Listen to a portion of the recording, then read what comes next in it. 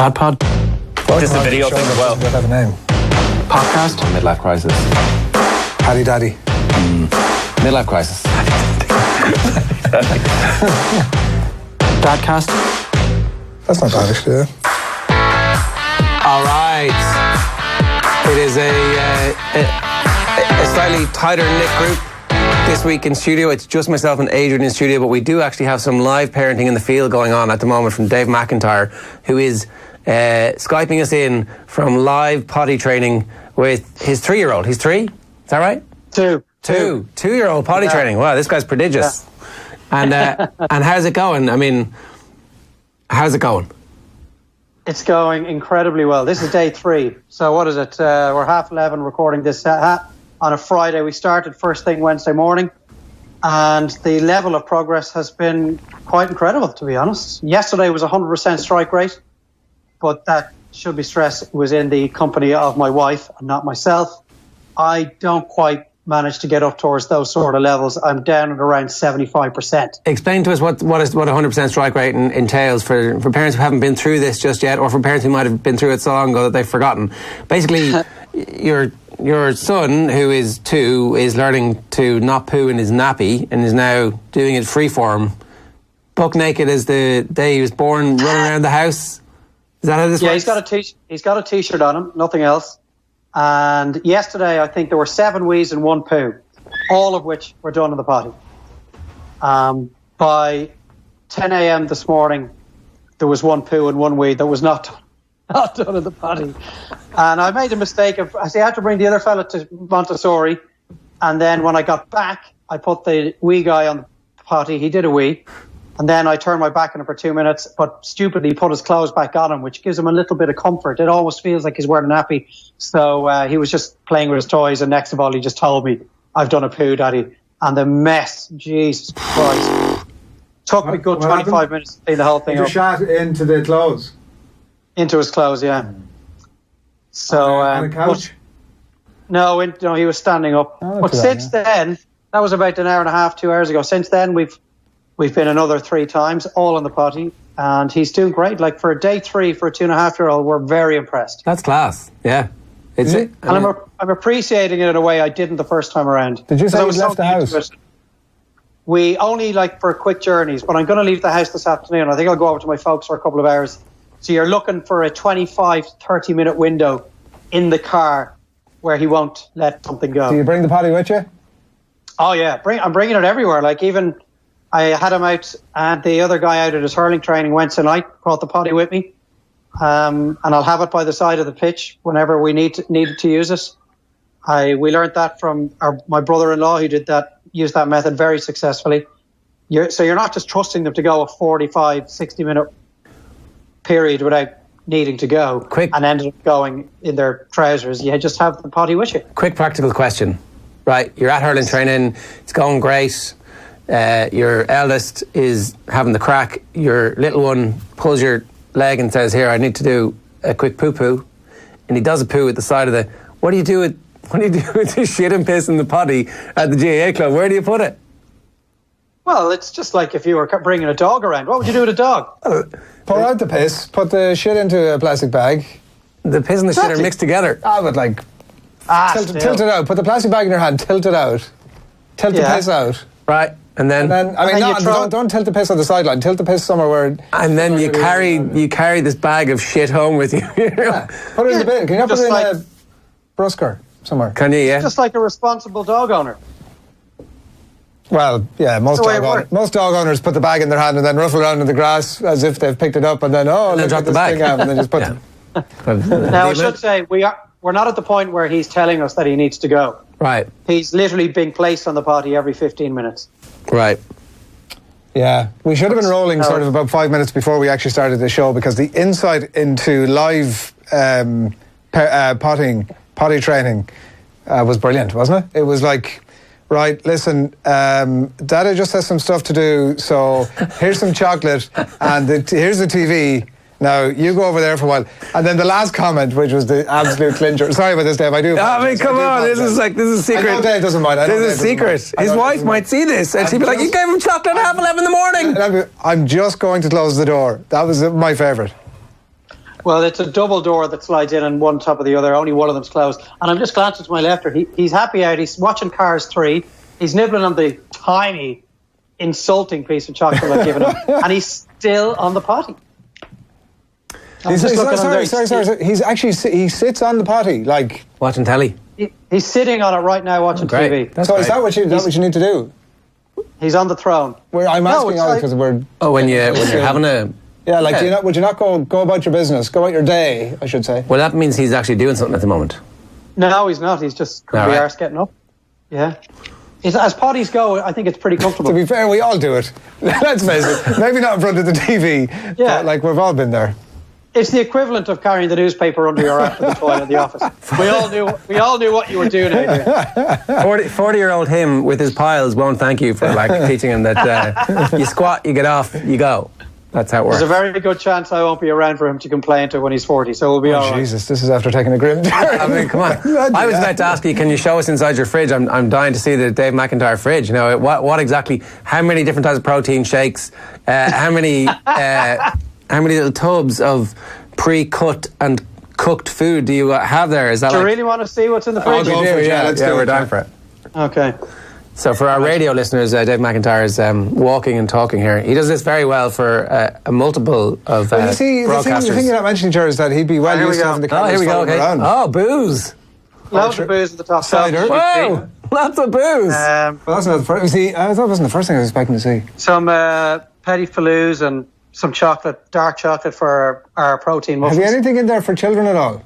That's all dark chocolate. That's like 5 or 6 of the right. Yeah, well, you know when you go to the shop, you buy one every time you go, even though you're not using it No, as but often. in the McIntyre actual- household, that's like 4 years' supply. The proper food, there's a couple of, a lot of chicken, a lot of eggs. You did hold down for us now. We're only Lot looking of- at the top 2.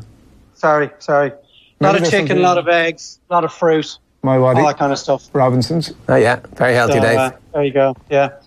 But a there you suitable go. mix. I'm surprised with the booze, but maybe I'm not because again that Oh, could be a come lifetime on. supply. Come on, somewhere you have to live. None of this has to do with parenting and or potty training. But So anyway, what stage are you at, and we're getting into this soon, as soon as we can be arsed to get into it and have enough time to lock the doors and whatever else. So I need all the information, Dave. How far are you into it, and how long do you have to go? He's just left the potty there, so he's sitting up on the couch now. I don't know how far into it. I mean, they do say that if you don't see substantial progress within 5 days, that you might need to just put a pin in Press it pause. and return to it at a later stage. So at this rate, 2 and a bit days in, I really don't see us having to do that. He's supposed to be back in creche on Monday. I spoke to them this morning when I was dropping off the other guy and said, look, we've made far more progress than we would have anticipated. So in all likelihood, we're going to be dropping them on your doorstep Monday morning. And that's where you need them to kind of work with you a little. But another... As in, you need them to understand that if he takes a shit, they're going to have to clean it up. Yeah, but then they do. You know, that's like. Do they? Yeah, I know. And they were great I suppose what else last would time. they do? Out you go. Well, yeah, you have no alternative, really. Look, I think in terms of the number ones, as long as he's been placed on the throne every 15 minutes, there won't be any accidents, give or take. The other ones is a little bit different. He has a tell. I think most kids have a tell. Certainly our other guy had. That if you see the tell in time, you can definitely get there before there's any developments. What's the towel? So, It's crunching up his face trying to squeeze out of shit. yeah, like some What's kids might... happening? I'm lost. So Dave was making the point that just before he goes, he makes a face and you can tell. That's his tell. So you grab him and you go, Sorry. come on.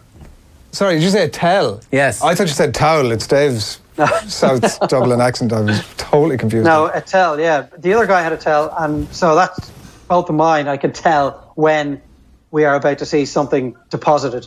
This guy, he kind of jumps up and down on his tippy toes. So unfortunately, I didn't see that this morning, and I got there too late. But Nikki saw it yesterday, and she had him on the throne well in time, and it was a momentous occasion when his first proper huge Plop. fully formed dump was dropped in there. You know, Did you all run around And cheering and high-fiving? And oh, we did, yeah. And the other guys, he's been encouraged to get involved.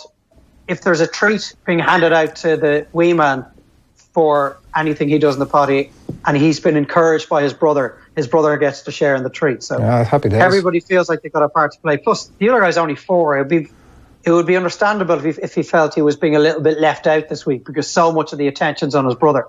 So we are trying to make sure that when he is in the house, that he doesn't feel like he's on the fringes completely. Yeah. The other aspect of it is that I didn't appreciate it the first time around because I was dealing with 2 kids at the time. Adam was a newborn nearly when we were trying it the first time around, and you just didn't really have a chance, A, to do it properly. We made a lot of mistakes, and B, to kind of appreciate it for the brilliant thing that it is. You're showing your child how to do something that will pretty much be a crucial part of their life for the rest of their life. He may come back to this again. This is what you're saying. He may have used for this. Yesterday afternoon, Nikki she wasn't in work, so I got to spend the entire afternoon with Dylan, my oldest guy. And we went for a walk out to Dollymount Strand. We went for a swim. We went to a fun house. And I never, ever get to spend time with him, just the 2 of us. And today, Nikki's at work. Dylan's in Montessori and we'll be in creche then for the afternoon. So I get to spend the day with Adam, just the 2 of us, which I never, ever get to do. If Nikki's at work, I always have the 2 of them or neither of them. So it's something that is really rare. It's amazing that I've got to spend all this time with him, which God knows when I'll get to do that again. So there's that aspect of the toilet training that maybe don't appreciate amidst all the frustrating moments when you think, well, he was only on the throne 2 minutes ago. We're in the clear for a quarter of an hour. And 5 minutes later, you're on your hands and knees with the scrubbing brush. Yeah. I mean, it's fair enough, really. It is it's a complete change. You bride me into life with this amazing thing, the nappy, where I can do what I want whenever I want. And it's kind of warm for a few minutes and then it's a bit icky, but that's all right. I'm used to it now. And then the other thing is kind of, what's that? That's not great, but I don't care. And now all of a sudden it's a big deal. Out of nowhere. It's a big deal that I have to go to the toilet. Apparently some of them get frightened by the actual toilet itself as opposed to the potty. So the bit... Yeah, so he sat on it the other day. Didn't seem to be a problem for him. But we've got the potty in the living room so that it's readily accessible. And if he's in the garden, the potty's in the garden. And if he's in his bedroom, the potty's in the bedroom. So yeah. He's wandering around behind me here. I'm trusting that in the 15 minutes I've been chatting to you here since he got off the potty, he hasn't left anything in there. Oh, what's that smell? Go on. To some correspondence, dadcast@offtheball.com is the email address. Don't read out my name, please, as my children will be embarrassed. Okay, I won't. I hope. Probably won't. I'm promising nothing. Hi, enjoy the podcast very much. Retaking the children's toys away for a day and expecting them at 5 to wait and behave well for 24 hours to get them back. It's not achievable at such a young age. I would try a couple of hours. That is achievable, so the child feels the benefit of the good behaviour. Also, remember to watch your children at play and constantly praise good behaviour. That's how they learn. Also, encourage games where they both play together. Although children under 3 might rather play alongside others as opposed to with each other. It's a difficult task bringing up children. I've 2 grown men now, and when I look back, I had no clue what to do with them. It's the luck of God that them survived to this stage. Keep up the good work, but it is worth getting a professional on to discuss some of the topics from time to time. Thanks very much. It's from one of the Maz who's been listening, so thanks very much. It's probably as much about... your own survival, because ultimately, so she says she has 2 grown men at this stage, right? So, roughly they're kind of going to be the people they're going to be regardless of a lot of stuff that goes on. It's probably about maintaining your own sanity, isn't it? A lot of that stuff is, the conversations we've been having about our reactions to what the kids do is almost as much about us as it is about them. Because it's 100%, I would say. The spread is 90-10 about us. We had a moment during the week where... Con was, there was a couple, he was trying to get, he needed to go to bed, was trying to get crisps out of the cupboard. So he was going around with a bag of crisps in one hand and a bowl in the other hand by way of, I am going to eat this shit. Yeah. I'm having it. And it was only the fact that it was a sealed bag, he couldn't actually get at it happily enough. But obviously, to be honest, I wouldn't have mind actually having given some, but we had said, you're not having them, so that we kind of had to stick with that. So generally the reaction would have been listen, you're not getting the crisps. That's all that's happening. Yeah. You can get something else if you want, glass of water, something else if you want. An apple. But you're not having that. An apple. You're mad for an apple, but you're not having that. But took a moment, sat down with him on the floor, put him up so he'd flung everything on the floor at this point. Put him up on my knees, sat down and said, listen, look at me, right? The crisps are not happening. You're not getting them. You can get them tomorrow if you want, but they're not happening now. Now, I'll get you something else, right? You've thrown that bag of crisps on the floor and you've thrown that bowl on the floor. You need to pick those up. So he was kind of sitting looking at me and looking at stuff on the floor, and then eventually went over and picked the bowl up. and then he eventually don't pick the crisps up. And that was all I needed from him. There was nothing else required. I think he might have got his reward was like one of Dave's tuck crackers that are going down an absolute treat, Dave. Fair play to you. Hey. I'm still suspicious, but go on. I mean, I am too, but screw it. It's like, does the job for us. Salt content not massively high. But anyway, he manages... Do you want me to show you exactly what's in tuck crackers right now? Yeah, let's do that. Time supply. Yeah, he can continue his story in the background there while you're... Look, that was kind of it, right? Like, he sat down, everything was very calm. There was no shouting and roaring. Like, normally that transaction would be, what the hell are you doing? And him roaring and shouting back. Yeah. And there's tears, and ultimately they finish after 30 seconds, and everybody's forgotten about it anyway. Yeah. But it was just, like, I sat down afterwards and I said to my wife, I handled that excellently. Hey! Here we go. Right, can we see that? Where's the camera? Yeah, okay. yeah, there's the camera, yeah. Is that in focus? Not really. You need to pull it back a bit, slightly. Okay. Tell me when you can see it properly there. Pull out there a bit, Dave, yeah. Oh, too late, Adrian. We wouldn't have a podcast if that was the case. So we can't. You're going to have to read that to us. No, we can't see Okay, anything. so salt content, 1% per cracker. Yeah. 1%. For an adult. How does that compare? That compares favourably then. Well, there's nothing. 1% is practically 0%. Well, Less than 1% sugar, less than 1% saturated fat, 1% fat, and there's 17 calories per tuck cracker. Yeah, Now, the problem is that I've taken the tuck crackers out now. He's like a shark in the water. Like he was in the other room. It must have a heightened sense of smell. Here you go, pal. It's the sound. It's the crinkly sound. It's like, no, get in there quick. Now remember, always in the potty, okay? Yeah. Go boy. Anyway. Look at that interaction took out of him. Wow. Anyway, Dave, can you give us any, so if we're starting into this in a few weeks, just top line 3 tips that we need to keep in mind? Rules. Okay. Firstly, go in with your expectations at rock bottom. Grand. So if we need to bounce out of this at some point. Every single child is different. Okay. Every child will do this at their own pace. So there's absolutely no need to be worried if it doesn't happen the first time around or the second time around or indeed the third time around. Okay? By age 10, they will have been Right. potty trained. We've got a 4th podcaster here. You just eat your tuck cracker, okay? The other thing I would say is don't leave the nappy on for any longer than you have to. So first thing in the morning, it comes off, okay? Right. Now I want you to get back down. I don't want your light online, Adam. There you go. He's like Kim Kardashian, isn't he? You, Dave. Literally the second he wakes up in the morning, it gets whipped off. The pull-up that he wears at night. They can't in any way become comfortable again with the fact that there's a nappy there to be used as a crutch. And then the nappy does not go on until he's literally about to close his eyes at night as well. So the entire day is spent without it. And if you and or your wife need to take the day off work every day for the 5 days, you have to be here with them for the entire day. He has to be on the potty every 10 to 15 minutes. You can't take your eye off him more than 2 minutes because they're a cunning bunch, these kids. They will take the smallest window and they'll drop their load in that window. Could you, let's say, for discussion's sake, drop the kid off at the creche and tell them that you have them fully potty trained, even though you don't, and let them deal with the consequences, and that's another day down? No. I mean, you could, but you're going to get kicked out. You're going to lose your place, Adrian. How would it be another day down?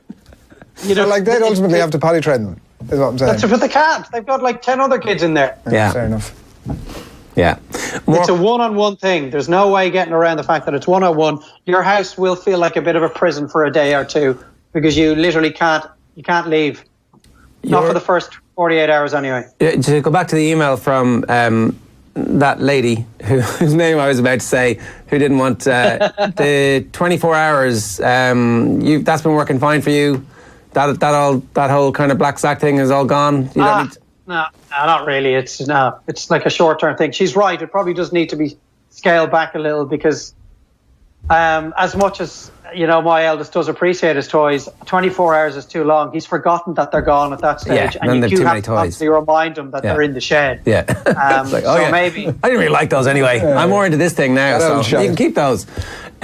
We tried the cubes thing and it worked a little bit, but then... What was the cubes thing? Remember, you get cubes, you put cubes in a cup And then the difficulty was whenever I was taking a cube out, there would be like, it was World War III. You know, so you've got this cube, you get the cube, you get the cube, and then I'm going to take one out and like, no, don't take the cube out, you can't take the cube out, you're so mean to me. But then is that not the whole point? But it's just You as don't bad. expect them to say... But the upset about the cube coming out was the same as anything else. How many, like you're getting 12, 15 cubes into one of these things? Yeah, exactly. It was also like, oh my God, I'm never going to get that 15 full. times. Like, I was loading it up with extra cubes when they weren't looking. I was like, oh, this seems pretty full. I was like, yeah, I know. I mean, we're never getting to... You've been such a good child. Yeah. You were asleep for a few minutes.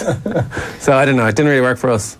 Yeah, look, I mean, everyone's different. The thread of the black sack works for the little one. Nothing else works for him. The point you were making about having that conversation with him, I've had that conversation a million times.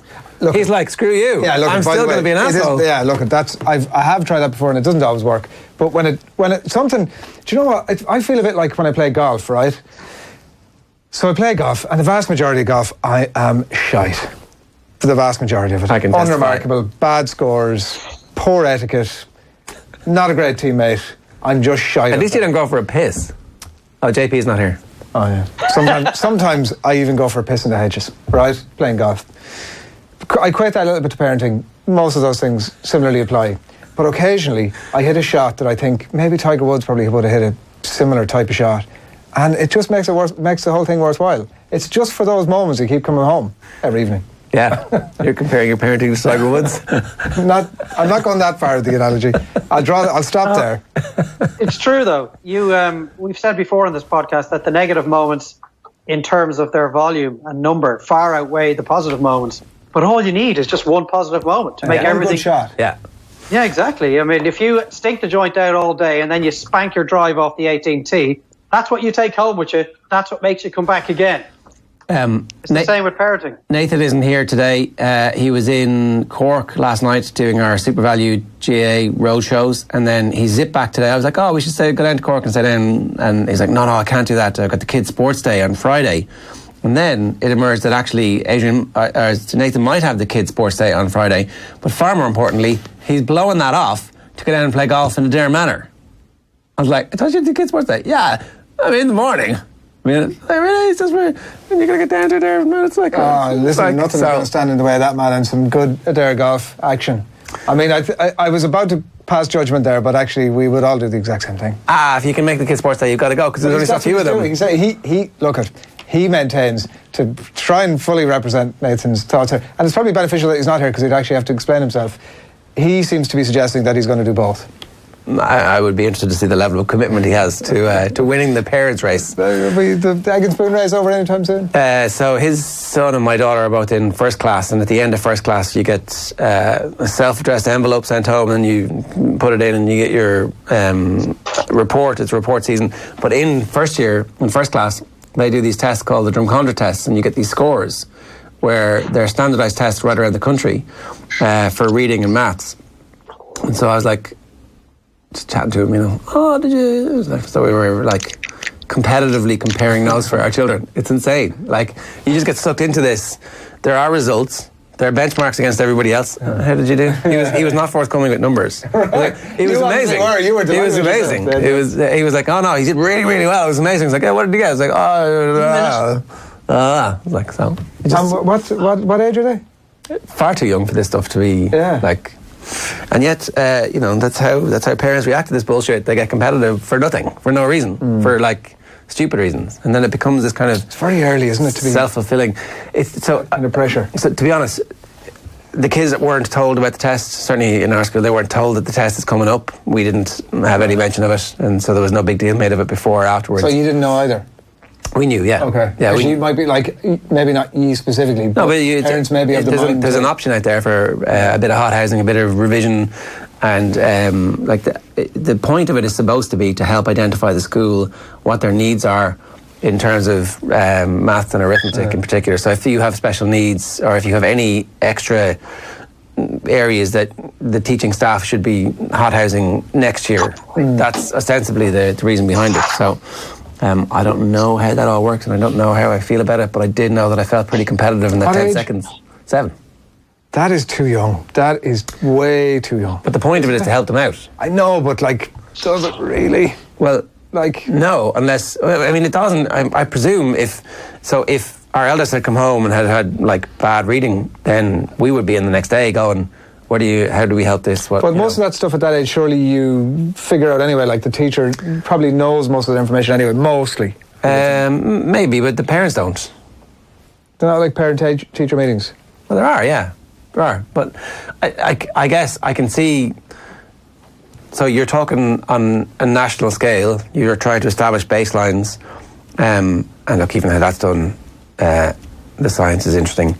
But where do you fit in? Like, is this okay? Do we need to do work? What do you need to do at home? All that kind of stuff. Like, it's a piece of information and you get to use it how you wish. And if you get to be competitive with your colleagues, then what an arsehole you are at heart. I mean... It does sound like you were the one very forthcoming with the results. No, I didn't. So character reveal stuff. I might have slipped it in. Are you ready for another live update? Yeah. Well, I've just spotted a dump in the toilet, in the potty. Oh! Proud dad. Get Isn't that in. amazing? Mid-podcast. Get in. You didn't even have to tell him. No, he just sat there, over it went. Now, it's only a tiny one. It's a smidgen. Take all the smidgens. Still counts, and I'll still be bragging about it to my wife. Take a photograph of Got it. a 50% record now, Dave. You just need to get 2 more squeeze out and you can be back in the... That's it. I had a lot of ground to make up. By 10 a.m. today, I had a lot of ground to make up. He'd made me look like a rank amateur after yesterday's success. So I'm getting my strike rate back up now, and hopefully just midday, by 5, 6 p.m. now, I should be in a great shape. I've one more piece of correspondence to read before we wrap up today. So, for the love of God, let me remain anonymous. Okay, Colin. Lads, new father to a month-old little lad. All going well, sleeping 6 hours a night, so happy as Larry. But your name's Colin. Loving listening to the pod. Been a huge help to easing some of my concerns about my own inadequacies and what is an acceptable level of neglect. About 20 episodes in and catching up quickly. Not sure if you've touched on this topic yet, but have any of you heard any stories about over-enthusiastic, as in just won't fuck off, in-laws? Mother-in-law is separated from the husband.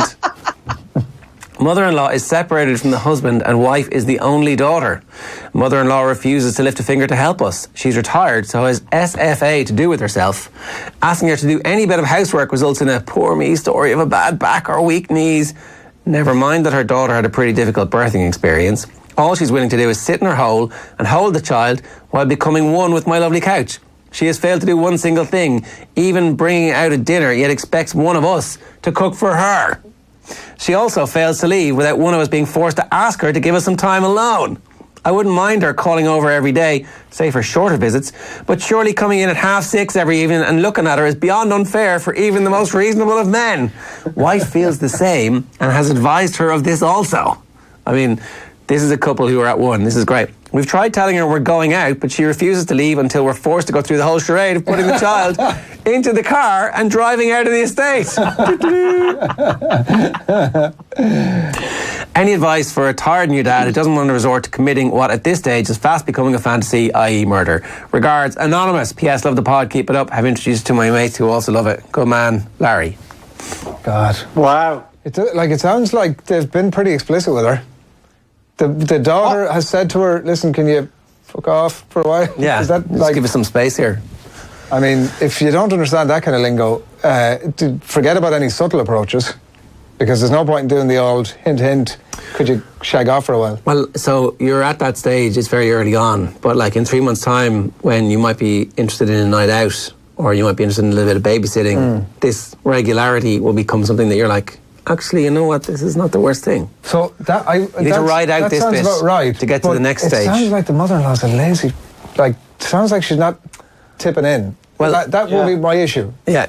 And if asked to babysit in a few weeks' time, will not want to do it. She won't want to have to go to the hassle of actually doing it. Did he say that she's living in the house with them at the moment? No, just comes at 6:30 expecting dinner every night. Oh, sorry. So she only rocks up in the evening time. Well, it doesn't. Right. I didn't specify. She's there every day. Do you know what you could try and do is try and get. Sorry, he said that her in-laws, her mother, his wife's parents are separated. Yeah. Like, try and get her either on Tinder, number one, or maybe like bridge, or some sort of a hobby. I'm not talking about like a bridge that you could hurl her off, although at the same time, that does sound like it might be appetizing. I think it should be said that this woman sounds like she's quite lonely. And she's looking for a little bit of company in the evening time. So it probably needs to be handled a bit gingerly. I think that you could really upset her. You could really hurt her feelings if it's not handled with a little bit of dexterity. But they've already moved past dexterity or tenderness to, listen, could you give us some space? And she's not listening to them. Like, the loneliness thing, I think, is totally fair. But if two of them have to sit down. Whatever, but he's not saying don't come in. He's saying, listen, by all means, come over, like, spend some time with us. But what he's saying is, pull your weight. Would you do some when you're here? Like, would you mind? Like, you know, I think that's. Can you ask that? I totally ask that. Can you say? By the way, listen, you shouldn't have to ask that. Some people don't want to get in the way. There's no way Adrian is asking his mother-in-law to do some housework. I wouldn't need to ask her, to be fair. I'm very fortunate in that regard, Dave. Thanks for asking. I don't know. It's a delicate one, and I have no experience of it, thankfully. So I don't know how it would work. What would you do in this instance? Yeah. I mean, again, it would never come up. But so I don't know. I think you'd have to sit down and say, here, listen, would you be able to help us out a little bit here?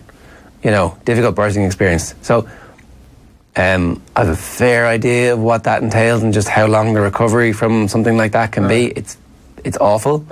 And like, we're really looking forward to you being able to, you know, give us some time to, you know, we need to train you up. But if you could cook dinner for us a couple of nights a week, that'd be great. Say, listen to what he's saying about her. Do it. That's going to get. See what they say. Like, but if it gets short shrift, it gets short shrift. My poor, I can't. What can you do? My little knee. Fuck off, to be honest with you. What can you do? And I'm not saying just order from Just Eat. Like, you know. Good option, though. Whip up a little bit of something.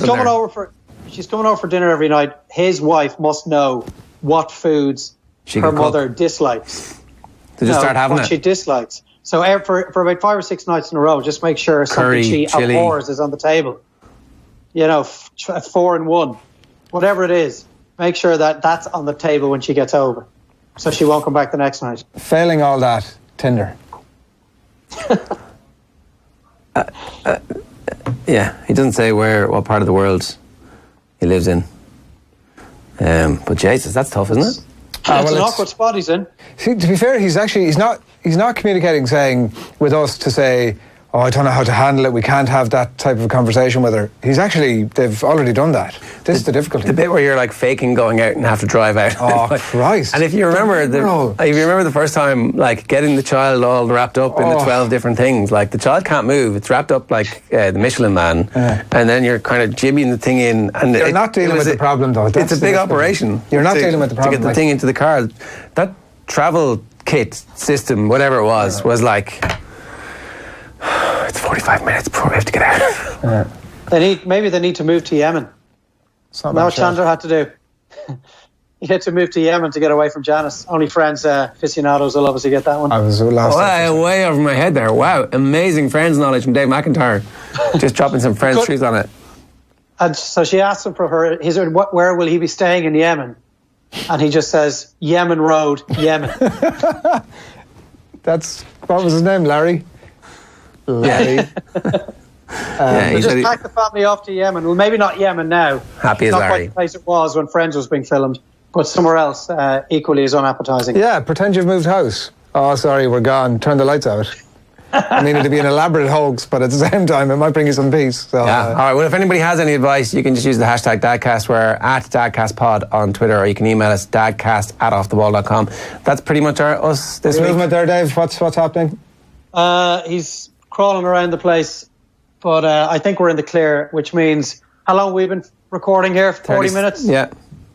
Yeah, it's been a very good 40 minutes. It bodes well that I can turn my back on it for that long, and we haven't had any accidents. We're just here to serve, Dave, you know that. Happy days. There you go. Well, congratulations. Excellent stuff, lad. Good parenting. We'll see you next week, Dave. Thanks a million. All right, good luck. That's Dave with us there. Have you got anything else you want to get off your chest? No, I've imparted my excellent parenting for the week. I've done quite a bit of solo parenting since we last spoke. Well, you should wait until... I was out last week. Yeah? So, I'm sorry, I wasn't here last week. I'm flying it as a parent, generally. Yeah. I'm trying to desperately write the stuff that happened previously. Successfully so. I'm delighted with myself. She's mostly weaned off the boob as well now, so I can be like an actual functioning parent now. Yeah. That bit's no fun where you're like jamming the bottle in and there's no interest. No. There's better stuff available. Why are you giving me the shit? You can write it out like in the middle of the day when everybody's sort of awake and patient, and then in the middle of the night when she's like, it's okay. Go on, have a lash. But I've really turned a corner. Very good. Well done. Yeah, thanks. Dadcastpod@offtheball.com for all of your longer form emails. As you see, we'll treat your names, I hope, with some level of confidentiality at least. And we'll do our best to keep you anonymous. We'll see you next week. Good luck.